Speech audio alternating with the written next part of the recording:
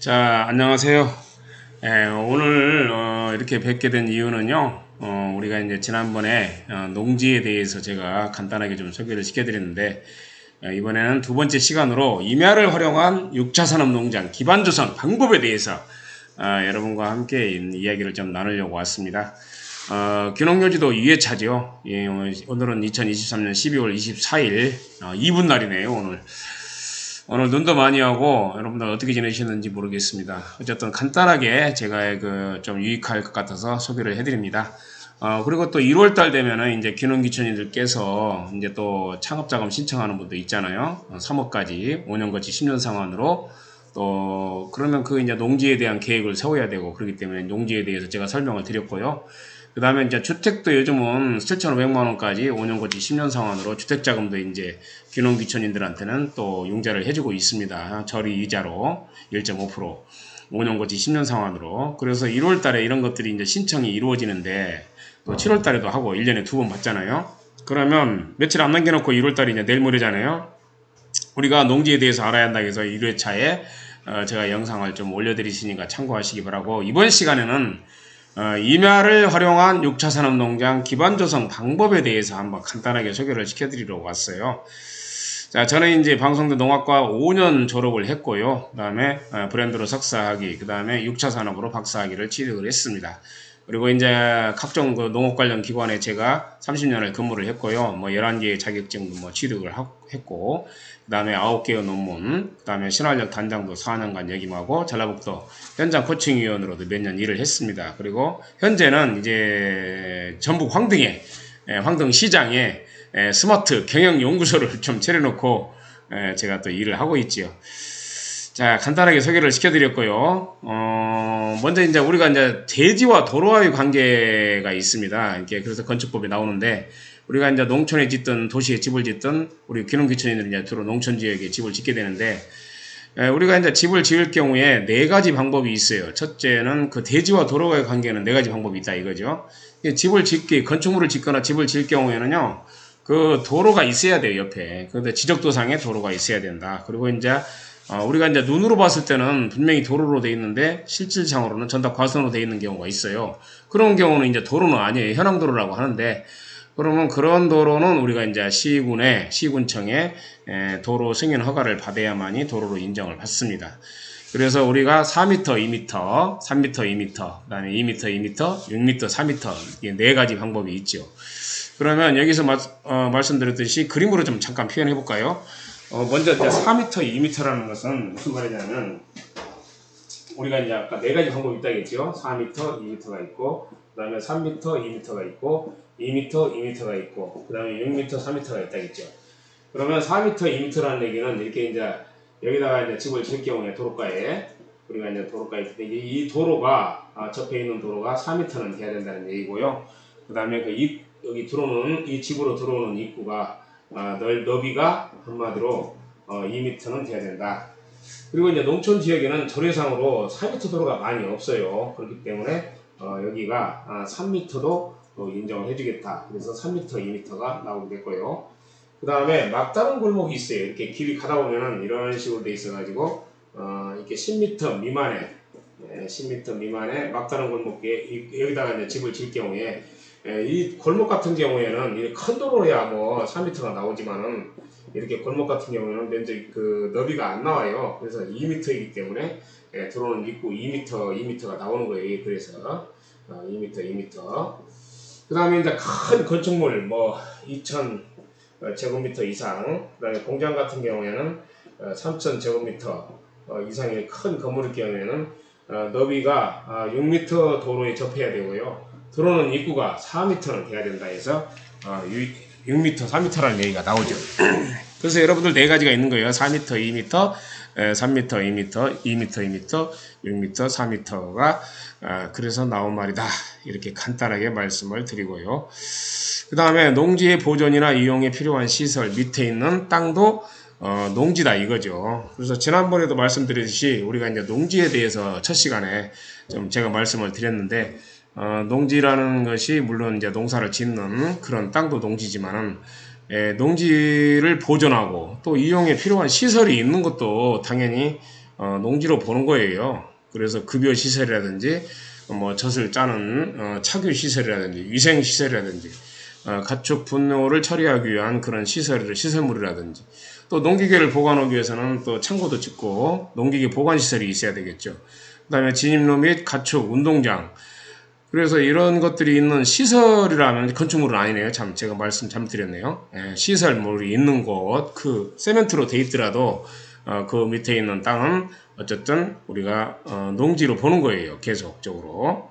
그래서 대지가 아니고 농지라는 것을 말씀을 드립니다. 농지의 보존이나 이용에 필요한 시설은 그 충분히 뭐 이해가 가죠. 그 다음에 농축산물 생산 시설이 있는 것도 당연히 비닐하우스가 있는 그 밑에 있는 땅이 있죠. 당연히 이제 농사를 짓는 땅이니까 그것은 이제 농지로 보는 거예요. 그래서 비닐하우스가 있는 땅, 그런 온실, 또 버섯 재배사가 있는 그런 땅은 당연히 농지로 인정을 해주고 있죠. 그런데 이제 축사 같은 경우에는 최소한 330제곱미터 이상, 그러니까 100평 이상은 돼야만이 우리가 이제 축사로 인정을 해주고 있잖아요. 그리고 축사 같은 경우에는 400제곱미터 이하는 이제 신고만 하시면 되고 400제곱미터 초과가 되면 이제 허가를 받아야 되는데 최소한의 축사 면적은 어쨌든 100평이다. 이런 말씀을 드리고요. 그리고 이제 농막이 있는 땅, 간이 저온저장고가 있는 밑에 있는 토지, 그다음에 간이 퇴비장이 있는 그 밑에 토지, 간이 액비 저장조 이런 것들이 이제 농사를 짓기 위해서 필요한 시설물들이잖아요. 뭐 그런 것들이 있는 밑에 있는 땅은 당연히 농지로 인정을 받고 있죠. 그리고 뭐 이건 전용이 필요 없어요. 생산시설이 있는 그 밑에 있는 땅은 농사를 짓기 위한 시설물들이므로 뭐 시멘트로 돼 있더라도 농지 전용이 필요 없이 그냥 하시면 됩니다. 자, 여기까지는 충분히 이해가 가실 걸로 잡고 또 넘어가 볼게요. 그래서 이제 농지의 범위는 4가지가 있더라 이거죠. 첫째는 뭐 전탁 과수원은 당연한 얘기고요. 그 다음에 이제 다년생 식물 재배지라고 해가지고 아까 그 첫 시간에 말씀드렸죠. 목초라든지 종묘라든지 인삼, 약초, 잔디, 조림용 묘목 뭐 그런 것들이 있는 밑에 있는 그런 3년 이상 재배를 하고 있다면 농지로 인정을 해주고, 단 임야 같은 경우에만 산지 전용 허가를 받은 상태에서 이렇게 3년간 유실수를 재배를 하고 있어야 농지로 인정을 해주겠다. 뭐 이런 말씀을 드렸죠. 그 다음에 토지 개량 시설, 뭐 또랑, 양, 배수 시설, 수로, 농로, 제방. 그러니까 농로하고 임도 있죠. 임도, 농로하고 임도 이런 것은 토로가 아니에요. 이것은 이제 하나의 그 전탁 과수원처럼 하나의 농지다 말씀을 드리고요. 그 다음에 농지의 보존이나 필요한 시설. 근데 이렇게부터 물어볼 수가 있죠. 그리고 농로옆에 집을 지을 수가 없냐? 그것은 이제 도로로 인정을 받아야 되겠죠. 농지 전용을 해가지고 도로로 인정을 받아야만이 그 농로 옆에다가 또 집을 질 수가 있다. 이런 말씀을 드리고요. 그 다음에 농수산물 생산시설, 당연히 농지 좀 밑에 있는 거는 자, 이런 말씀을 드리고, 그 다음에 임야 구입 시에 주의할 사항. 요즘 뭐 환경과 웰빙, 뭐 건강에 대한 뭐 그런 것들이 지금 많이 늘어나고 있죠. 관심이. 그래서 지금 막 교육도 막 받고 그러시는데, 뭐 아무래도 산이 있으면 저는 좀 나지막한 산, 특히 이제 이렇게 산이 높은 데는 이게 또 보존 산지라 해가지고 뭐 또 손대기가 힘들고요. 밑에 그 준보존 산지 있죠. 그런 것에 이제 유실수 같은 거 다년생 식물을 심어놓으면 3년 이상 또 재배를 하고 있으면 농지로 인정을 하고 있으니까요. 그런 것들을 좀 이용했으면 좋겠어요. 그래서 염소나 사슴, 토종닭, 꿩, 사육 등의 그런 아주 완성맞춤이죠, 산이. 그 다음에 은행나무나 호두나무를 심어서 장기적으로 고소득을 누릴 수도 있고요. 그 다음에 귀농귀촌자는 농작물 재배, 화해, 축산, 목축 여러가지 일을 산에서도 할 수가 있습니다. 그래서 이제 임야 같은 경우에는 특히 농지로 인정받기 위해서는 여러분들 그 산지 전용 허가나 신고를 받고 해야만이 농지로 인정을 받고 있습니다. 2016년부터 그 법이 바뀌었어요. 아시겠죠? 예, 또 다음으로 넘어가 볼게요. 그래서 우리나라 이제 묘지 같은 것이 많이 있습니다. 그래서 산을 매입을 할 때는요, 특히 이제 묘지 숫자를 다 세야 돼요. 그래서 우리가 2013년 1월 1일, 2013년이 아니라 20년이니까 2003년, 그러죠? 2013, 2023이니까 2003년 1월 1일 이후, 그러니까 1월 1일 이후면 이제 20년이 넘었잖아요. 그러면 그것은 이제 그 20년이 넘은 그런 묘지는 분묘 기지권이 있는 거예요. 그래서 분묘 기지권이 있으면 우리가 함부로 나가라고 할 수도 없고, 또 이장 비용을 2001년 1월 13일 제가 잠깐 2001년 1월 13일 이전에 그 묘지는 분묘 기지권이 있는 거예요. 오래된 묘지. 그런 것을 이제 우리가 보상을 해줘야 할 필요성이 있기 때문에 나가라고 할 수도 없고, 요즘은 판례로 뭐 20년이 넘은 분묘 기지권이 있는 것도 이제 임료를 내라고 하면 또 내야 한다고 하더라고요. 그러나 이제 그것까지는 우리가 너무 깊이 들어가는 것이고, 2001년도 1월 13일만큼 기억을 해주세요. 그 이후에 설치한 묘지는 이제 분묘 기지권이 없기 때문에 우리가 이제 나가라고 할 수가 있고, 그러나 이제 2001년 그 1월 13일 이전에, 오래전에 설치된 묘지는 또 우리가 이제 보상을 4,500만 원씩 또 해줘야 되잖아요. 이장비. 그래서 이 묘지를 다 세가지고, 원래 그 산 매입 자금에서, 임야 매입 자금에서 빼줘야 돼요, 원래. 그래서 참고를 좀 하시라고 말씀을 드리고, 그 다음에 이제 이게 보존 산지, 공용용 산지 뭐 이런 것이 있는데, 공용용 산지는 좀 조심을 해야 되겠죠. 그리고 이제 그 임업용 산지가 있고 공용용 산지가 있는데, 공용용 산지 같은 경우에는 조금 조심을 해야 되고, 우리가 이제 준보존 산지 같은 거는 또 괜찮습니다. 자, 그 다음에 이제 우리가 임야 등록 신청, 주소지 지방산림청, 그리고 이제 임야도 규모가 좀 어느 정도 있어요. 뭐 우리가 뭐 귀농 농사를 짓기 위한 것도 우리가 뭐 귀농 귀촌인들 뭐 300평 이상 지어라, 뭐 이렇게 100평 이상 비닐하우스를 지어라, 이게 농업인들이 인정을 해주잖아요. 그러듯이 여기도 마찬가지로 임업 및 산촌 진흥 촉진에 관한 법률 시행규칙 별표 2에 의해서 어떤 수실료라든지 약초료라든지 뭐 약용료라든지 여기 나오고 있는데요. 수실료, 그 다음에 약초료, 그 다음에 약용료, 그 다음에 수목 부산물료, 그 다음에 관상 산림 식물료, 그 밖에 임산물 이런 것들은 우리가 300평 이상 있어야 되고, 그 다음에 이제 버섯류라든지 그 산나물류라든지 분재류 이런 것들은 300제곱미터니까 뭐 100평이 안 되네요. 90평 정도 돼야만이 우리가 인정을 해주고 있고, 임업인으로 임업 등록할 수가 있다 이거지요. 그러면 표고 자목은 23제곱미터 이상 돼야만이 또 우리가 그 임업 등록을 할 수가 있고, 그 다음에 산림자원의 조성 및 관리에 관한 법률 제16조 1항에 따라서 산림용 종자나 묘목을 생산하고자 하는 자, 이런 등록된 자도 우리가 임업 등록을 해야 됩니다. 임야 등록을. 그 다음에 이제 목본 식물, 그 다음에 초본 식물 이런 것들은 이제 만평, 3만 제곱미터 이상이니까 만평 이상 재배를 하고 있을 경우에, 식재가 돼 있을 경우에 우리가 이제 임야 등록을 할 자격이 생긴다. 뭐 이 정도는 잠깐 체크를 좀 해주시는 게 좋을 것 같습니다. 방금 나오고요.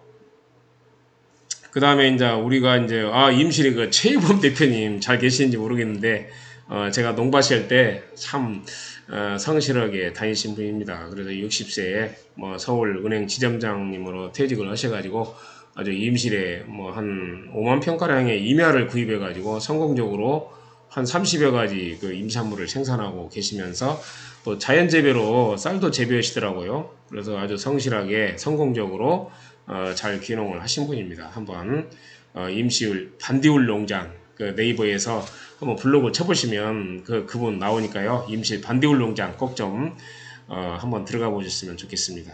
아시겠죠?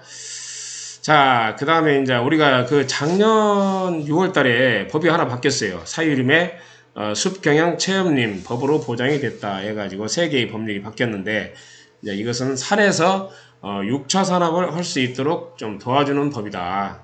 그래서 이제 그동안에는 좀 임야를 좀 보존에만 치우치다가 이제는 이와 같이 산림청에서는 숲경영 체험림 제도를 도입하고 법률적인 근거를 마련했어요. 그래서 6차 산업 농장으로 이렇게 좀 산림을 이용할 수 있도록 좀 개정을 했죠. 그래서 올해 6월 10일부로 이제 시행을 또 하고 있어요. 그래서 아마 내년부터는 관련된 보조 사업이 좀 많이 나오지 않을까 생각이 드네요. 예, 이것도 그래서 참고 한번 해주시기 바라겠어요. 근데 보면은 우리가 이제 산림, 문화, 휴양에 관한 법률하고요. 그 다음에 임업 및 산촌 진흥 촉진에 관한 법률, 그리고 이제 산림 자원의 조성 및 관리에 관한 법률 3가지가 바뀌었죠. 그리고 산림 문화 휴양에 관한 첫 번째 그 법률을 보면은 산림 휴양, 체험, 관광, 숙박 등 산림 문화 휴양과 관련된 서비스를 산촌에서 제공할 경우에 그렇게 허용을 해주겠다 그런 뜻이고, 숲경영 체험료 포함해가지고, 그리고 장애인 등 보행 약자의 접근성을 고려하여 조성된 숲길에 안전 편의시설 운영을 의무화했다 이거죠. 그래서 관련된 아마 보조사업들이 뭐 굉장히 많이 나오더라고요. 뭐 1억짜리도 있고 2억짜리도 있고. 그래서 내년 1월 달에 이런 것들이 공고가 되니까요. 뭐 이런 공모사업을 계획으로 이렇게 짜는 것도 괜찮을 것 같아요. 기능귀촌 하시는 분들. 뭐 3억짜리 어차피 농지만 구입하면 안 되고, 어쨌든 농지를 이용해 가지고 우리가 이제 어떻게 활용을 할 거냐, 또 그게 이제 사업계획에 반영이 돼야 되거든요. 또 제가 그걸 또 짜주고 있습니다, 요즘. 그 다음에 임업 및 산촌 진흥 촉진에 관한 법률. 그래서 기존에 개발 보급된 임업 기계 장비에 대한 유지 보수, 그 다음에 관리, 그 다음에 부대 시설의 설치 운영 등에 관한 그런 지원 근거가 마련됐다는 것은요, 이제 관련된 보조사업이 나온다는 뜻이에요. 이것도 뭐 살리면 또 기계가 필요하고 그러니까. 그 다음에 세 번째는 산림 자원의 조성 및 관리에 관한 법률. 그래서 산림 조성 조림 계획을 10년마다 수립하도록 돼 있고요. 산림 기본법에서는 산림 기본 계획을 20년마다 수립하도록 돼 이제 의무화했죠. 이런 것들을 세워라. 산에서 어떤 그 6차 산업 농장을 이제 운영할 분들은 내년 1월 달에 이런 것들을 계획을 세워가지고 작업 자금을 신청하는 것도 괜찮을 것 같아요. 참고를 하시기 바라고. 그 다음에 산림 치유 지도사 제도가 또 생긴 모양이더라고요. 산림 치유 지도사 제도가 생겼으니까 이런 자격증 농촌진흥청에서는 이제 치유 농업사 제도가 또 생겼죠. 여기서는 이제 산림청은 또 그 치유 농업 치유 제도 치유 이거죠. 산림 치유 지도사 산림 치유 지도사 제도가 생겼으니까요. 뭐 농촌진흥청 치유 농업사도 물론 취득하면 좋지만은 산림청에 그런 치유 지도사 이것도 한번 취득을 올해는 좀 해보시면 괜찮지 않을까 생각이 듭니다. 그래서 이렇게 제가 간단하게 오늘 우리 임야를 활용한 6차 산업 농장을 조성할 분들을 위해서 제가 간단하게 좀 도움을 드렸습니다. 오늘 또 이렇게 좀 경청해 주셔서 감사를 드리고요. 저는 또 3회차로 뵙도록 하겠습니다. 여러분들 고생 많이 하셨습니다. 감사합니다.